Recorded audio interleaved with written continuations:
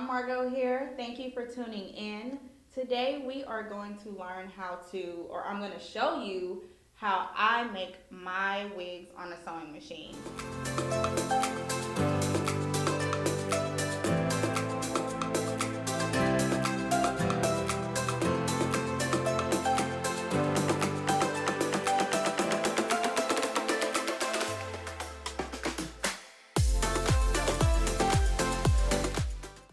Today I'm going to show you how to construct a wig on a sewing machine.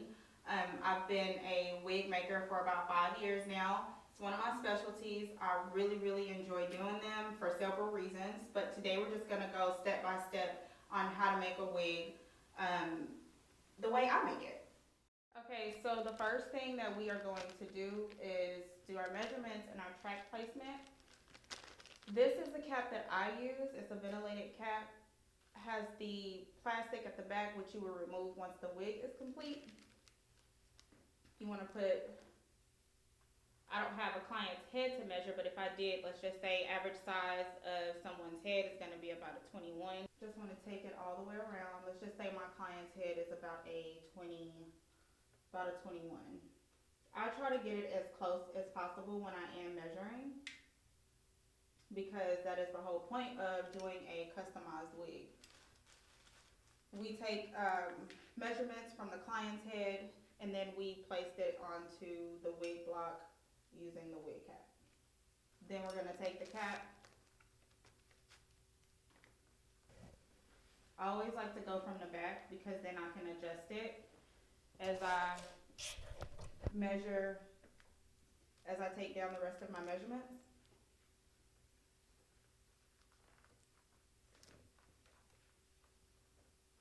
Because it is a 21 wig block, it tends to be a little bit smaller than the cap, but that's okay, because depending on your client's measurements, you can always take the cap in a little bit more, and that's me showing you that will be for another video. Get a second. Measure around a second time. So if you don't get your measurements right, so that was the circumference.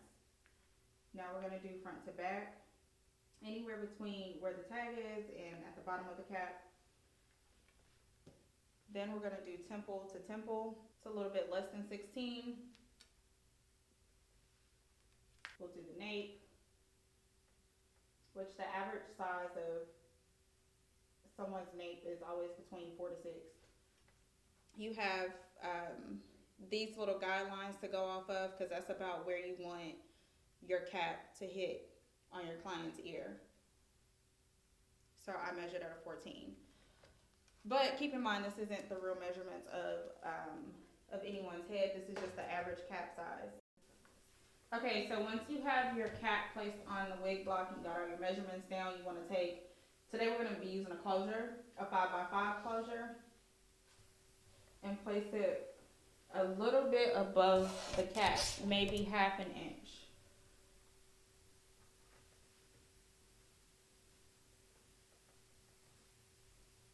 Because it's on a smaller, an average size wig cap, you do have the option to, you do kind of want to stretch your closure as far as you can, and most of the time it'll hit right here on the side of the cap. Okay, so once you have your closure completely down with the T-pins, you want to make sure it's as flat as possible. See that on the side, nothing buckled up. Then you want to take your silver Sharpie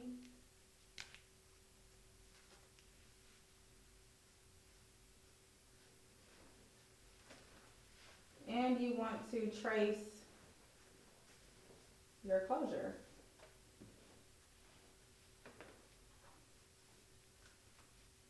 Because now you know exactly where you'll be sewing it down, which this is something that we'll sew down last. So you'll remove the T-pins. Although you just saw me do 1 inch apart, I still may, I'm definitely going to do more, place tracks in between these 1 inches. So you see how this side, I'm going to take it from this side of the cap where that little fold is all the way to the other side.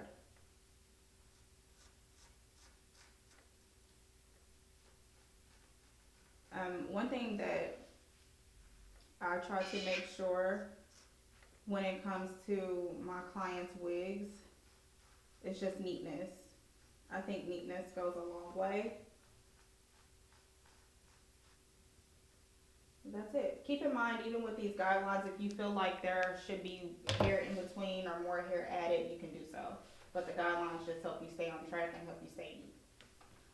If you need help measuring your client's head, I did a video on that as well, and you can click the link in the comments, and we'll show you the chart and how to measure someone else's head.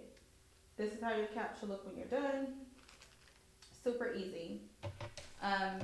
And this is the hair that we'll be using. It's actually from my hair collection, Elizabeth Ryan hair collection, and it is raw Indian natural wave, one of my favorite textures. So we will be using that for this wig today.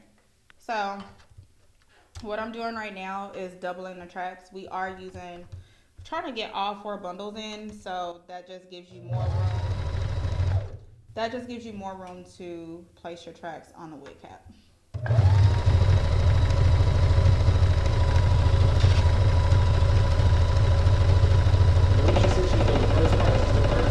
So this is the first track that I'm gonna sew. And when you start your track, when you start the beginning of your track, this is the part where you want to make sure you secure it because you don't want your client's wig falling apart. And then you do a back stitch. Or maybe not, because maybe, just maybe, your thread popped out, which is completely normal. Don't panic. Don't panic. Readjust or redo your needle. And then you want to do a back stitch. Back stitch for a little security. Sometimes I do it triple time. We want this wig to last your client for years. No way, no reason it shouldn't. Unless they've cut it and colored it to pieces. So a wig should last really forever. Like I said, the only way that it shouldn't is most of the time you'll have to replace the lace, whether you have a frontal or a closure. But as far as like the base of the wig, it should last your client for a lifetime. 3 to 5 years if you just want to say put a year to it. I actually have clients that still have wigs from when I first started out on the same dome cap. I used to make them by hand, and they actually still have lasted until now. I still do maintenance on some of those clients on some of my older wigs. So as you can see, I did like 3 back stitches for once I hit the end of the cap. With this cap that I'm using, one thing you don't want to do is go all the way to the end, because you see these adjustable straps. This is for your clients for your client to adjust it for how tight they want it to be, or if they need to adjust it for tightness.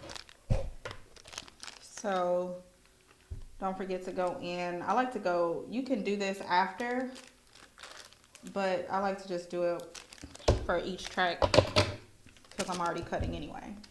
But that's your first track. It's flat. As long as it's flat, you're good. Okay, so we are almost done with the sewing machine part of the wig. I literally have maybe like 3 more pieces to finish it off, but this is just what it looks like now, and we're gonna finish it up. I think at the top it gets a little more a little more difficult. This is the part where you have to take your time, because this is the part where you don't want it to be boku. We don't want your clients to have that dinosaur hump. You do not want that baby bop hump. You don't want that baby bop hump sitting on your temples like that. It's ugly. It's not cute. It's not a look. We going for as natural as possible.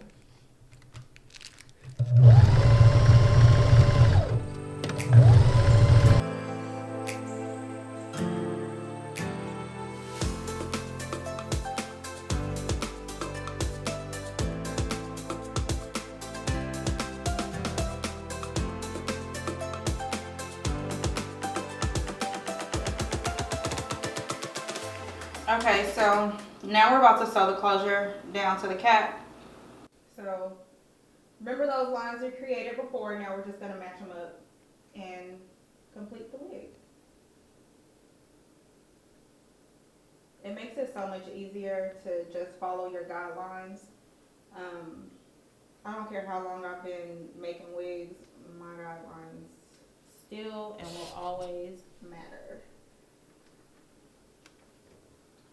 So I like to do an understitch because, of course, I have the knot at the bottom, closing off securing the thread.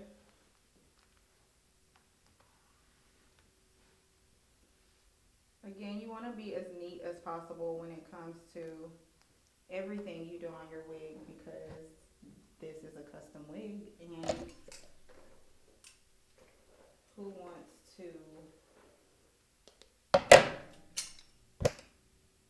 have a custom wig that's not made to perfection? One thing I left out is how I like to start stitching. I like to start from the back and move to the front. And if you're already familiar with just wig making, at least with sewing it by hand, then you should be very familiar with this part.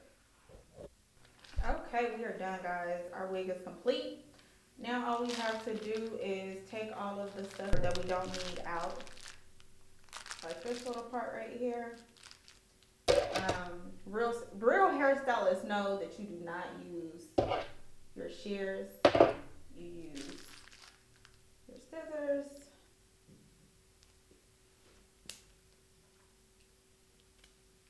And you get as close to the thread as you can.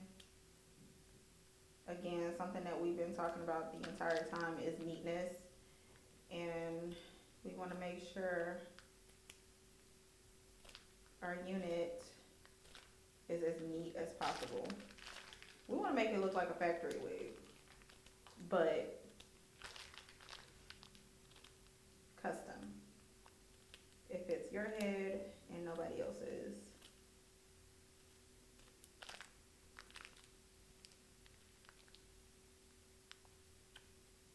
I'm also going to remove the plastic, but which only takes maybe about 5-10 minutes if you want to remove all of it, but that's for another video. Gotta click, like, subscribe, all that to see it again. And now we're gonna style it. This is it. It's flat. And y'all, this hair has not been colored. So typically my Indian hair, just side note, it comes in this natural brown color, or it either comes really dark. It comes in several different colors, but we'll actually do another video of coloring it.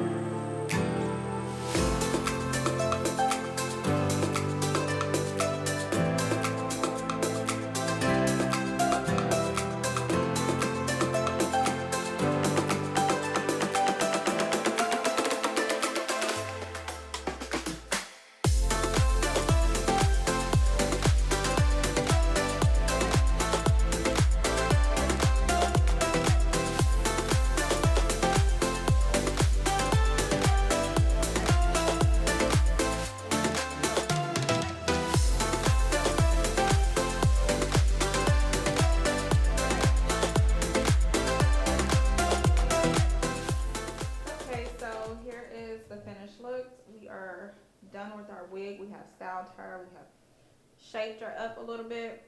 I'm not a huge fan of the baby hair, so I like to do a nice, clean, natural hairline. And I just added some curls, and she's ready to go to her owner, whoever they may be. This is it. Thank you guys for watching my video, my how-to video. I hope that you leave with a little bit of confidence in being able to make your own wig at home, or for clients, if you are a licensed cosmetologist or hairstylist, whatever the case may be. I hope that you were able to grasp something from my video.